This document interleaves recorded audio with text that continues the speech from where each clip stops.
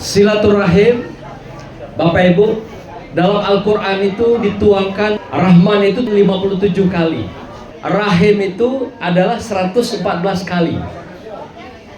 Apa maksudnya? Allah memberikan dua kata yang hanya dibedakan sedikit saja, ada Rahman dan Rahim. Ternyata Rahman itu adalah pemberian Allah kepada kita semua dan kepada seluruh makhluk. Apakah yang beriman atau tidak, apakah yang Islam atau tidak, apakah yang kafir, yang musyrik, semua dikasih oleh Allah Rahman di muka bumi ini. Apakah makhluk manusia, apakah hewan, atau tumbuh-tumbuhan, dan alam semesta, itu diberikan Rahman oleh Allah Subhanahu wa ta'ala. Nah, maka itu kita tidak dilarang merusak lingkungan misalnya, menciderai hewan, apalagi menciderai manusia. Hanya menciderai kita dilarang, kita tidak boleh gitu.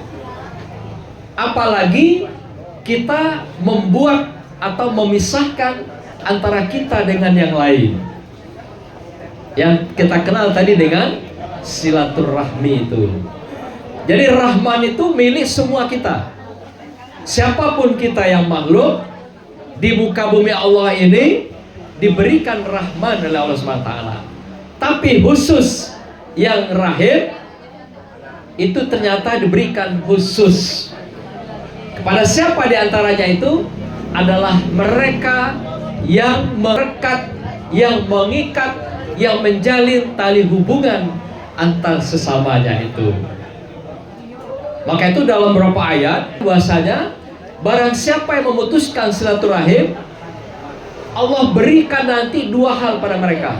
Pertama, dimutakan matanya, baik mata yang nampak maupun mata hati.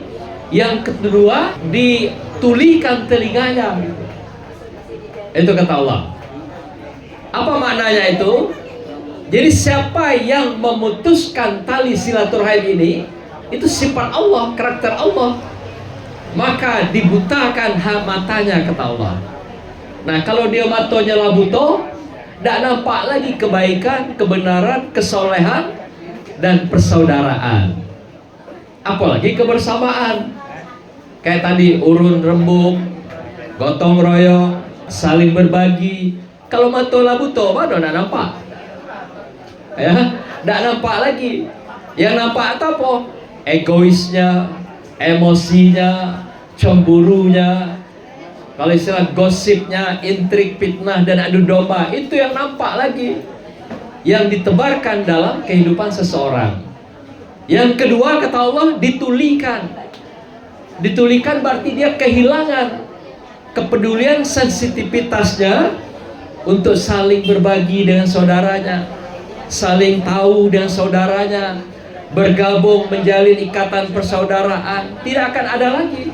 Tuli dia dengan kebenaran, kebaikan, dan kemaslahatan.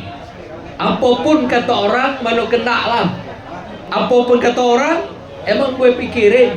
Maka itu dalam teori, Bapak Ibu sekalian, dalam teori psikologi ada namanya teori thick and black.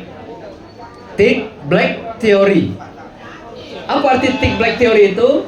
Thick itu artinya tebal. Yang tebal itu apa? Pastilah muka, ada. Nah, ada orang yang tebal muka. Yang kedua ada namanya black. Black itu apa? Black heart. Hatinya hitam, busuk hati. Jadi dalam hidup kita itu ada thick black, muka tebal, busuk hati. Ternyata ada teorinya itu.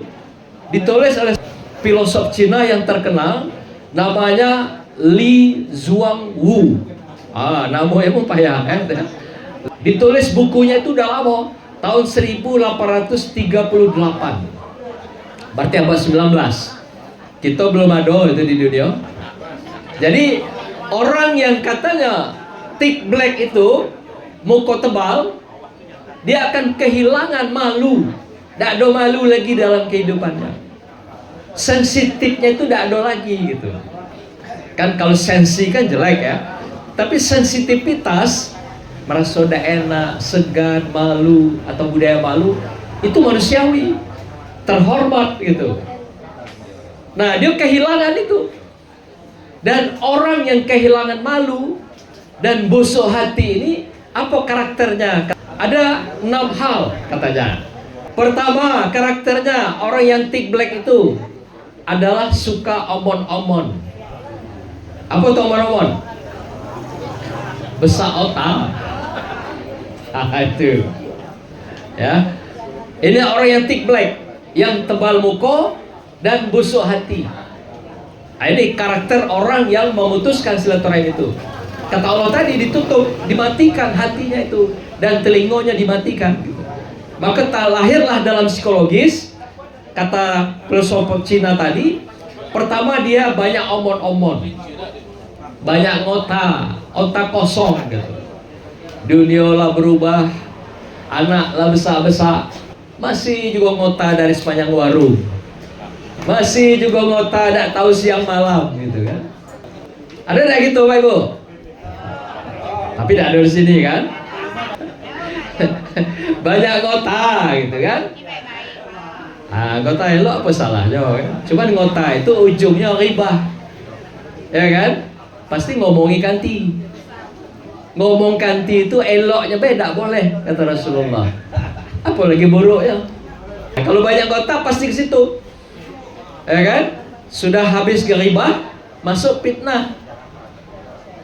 Fitnah lebih parah lagi, lebih keji dan kejam.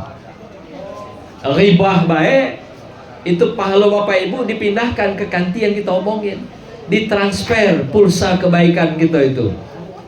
Jadi kalau Bapak Ibu ngomongin saya misalnya, apapun, baik buruk maupun kebaikan saya, kebaikan Bapak Ibu ditransfer ke saya. Kalau habis kebaikannya ditransfer, dosa saya transfer ke Ibu Bapak Ibu sekalian. Rugi dah? Rugi. Karena ngota pasti ujungnya ribah. Dan ujung buntut paling jauh apa? Fitnah. Nah, itu yang pertama. Orang yang tadi tebal muka, yang busuk hati, hatinya black gitu, hitam. Yang kedua, apa ciri khasnya katanya tadi? Orangnya adalah sombong.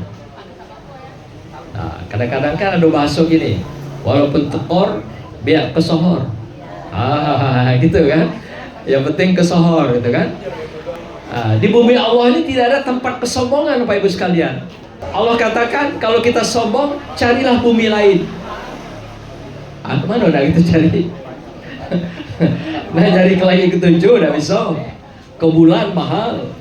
Ya, sekarang perjalanan ke bulan. Bayar 500 juta dengan Elon Musk. Ya, ada pesawat ulang-aliknya 500 juta. Satu pesawat paket 12 orang. Nah, boleh itu. Selama 12 jam bolak-balik, 2 jam di bulan, 10 jam balik ke Jambi. Atau balik ke bumi gitu. Tapi tidak juga telat. Bayangkan mereka hanya sanggup 2 jam di bulan itu. Moto-moto, selfie-selfie, udah balik. Berarti kemana kita mau cari kehidupan Allah ini kalau kita merasa sombong di bumi Allah ini? Allah katakan wala tamsi fil ardi maroha. Jangan kamu melangkah, jangan bicara, jangan bercakap, jangan berpenampilan sombong di muka bumi aku ini. Yang berhak sombong adalah Allah. Kita tidak ada kesombongan. Maka itu siapa yang sombong akan Allah ambil secara paksa kesombongan itu, termasuk dirinya sendiri gitu. Apa diberi musibah, diberi azab dan sebagainya. Yang kedua, sombong. Nah, yang ketiga, saya baca sampai 6 atau 3 be? 3 be lah ya. Panjang amat.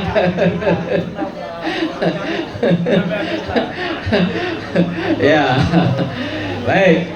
Yang ketiga, yang pertama tadi suka omong kosong, omon-omon. Yang kedua, sombong. Ketiga, dia suka hal-hal yang bodong. Apa itu bodong? Berhayal, ya. Kemudian lagi bermimpi, mimpi sukses, mimpi senang, mimpi bahagia, mimpi panjang umur, mimpi tapi kan pengen panjang umur tapi tidak menjaga makanan dan kesehatan, dana olahraga dan tidur. Nah, padahal itu menjadi resep. Di samping kita diminta agar sehat itu apa? Yang dikhawatirkan ketua tadi, silaturahim itu membuat kita sehat dan panjang umur. Kata Rasulullah, barang siapa yang menjaga silaturahim diberi 3 hal. Pertama, dipanjangkan umurnya. Kedua, dijauhkan dari penyakit. Ketiga, dibuka pintu-pintu rezekinya. Bagi orang yang menjaga, memelihara silaturahmi atau silaturahim.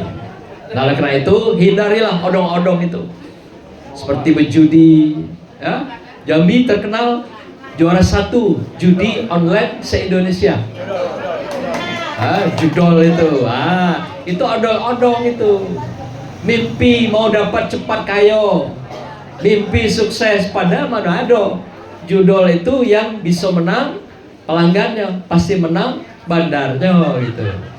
Oke, kita dipancing sekali menang, 2 kali menang, nah ketiga mulai ya. menang kalah, selanjutnya menanggung. Jadi tidak akan pernah. Nah, itu namanya odong-odong, hidup dalam hayalan, hidup dalam mimpi. Nah, oleh karena itu terakhir saya pesankan Bapak Ibu sekalian, di usia-usia di atas 50 tahun, apa yang diminta oleh Rasulullah itu adalah kita menjaga samawa. Apa itu samawa? Yaitu kehidupan sakinah, mawaddah dan warahmah. Sakinah itu artinya tenang dan damai. Tenang dan damai itu Pak Ibu, kuncinya terletak pada mawaddah dan warahmah. Mawaddah itu adalah kesetiaan, kasih sayang, cinta kasih seorang pria. Rahmah adalah kasih sayang, kesetiaan seorang wanita. Nah, kadang ada yang sampai usia 60 tahun tidak setia. Mulai nampak lampiran baru, era. Mulai nampak ada gambar baru, mulai nampak ada berbagai postingan baru. Apalagi dengan era digital hari ini gitu. Nah, jagalah. Orang yang sakinah adalah menjaga kesetiaannya sampai akhir hayat kehidupan. Baik yang suaminya dan juga istrinya. Jadi suasana rumah tangganya seperti apa? Selalu dalam keadaan tenang, damai, mesra. Dan ibu-ibunya selalu melendot. Nah, ibu-ibu masih melendot dari bapak-bapak. Nah, kalau tidak melendot lagi hilang sakinahnya itu. Melendot. Jadi ibu-ibu, bapak-bapak walaupun sudah berumur, tapi masih merindukan lendot itu. Ibu-ibu tahu ngelendot tak? Ngelendot tahu tak? Ngelendot itu tidak ada faktor usia Pak Ibu. Tidak ada faktor usia. Usia berapapun sang suami membutuhkan ngelendot. Nah, kadang ibu-ibu itu lampunya cucung seko mulai agak renggang ngelendotnya. Cucung kedua lalu lupa ngelendotnya. Cucung ketiga dah ingat lagi nak ngelendot dengan bapak. Hati-hati ibu-ibu. Itu alamat. Kalau ibu-ibu menghilangkan ngelendot dengan bapak-bapak, jangan salahkan bapak-bapak nanti mencari orang lain yang bisa ngelendot pada dirinya. Bahaya kan? Nah, maka itu jangan hilangkan suasana ngelendot itu. Walaupun cucung sudah sekian banyak pinak, ya, beranak pinak anak cucu kita, tapi ibu-ibu pelihara ngelendot itu sampai berpisah hayat dari badan. Itu pesan terakhir saya. Barakallah. Wassalamualaikum warahmatullahi wabarakatuh. Waalaikumsalam warahmatullahi wabarakatuh.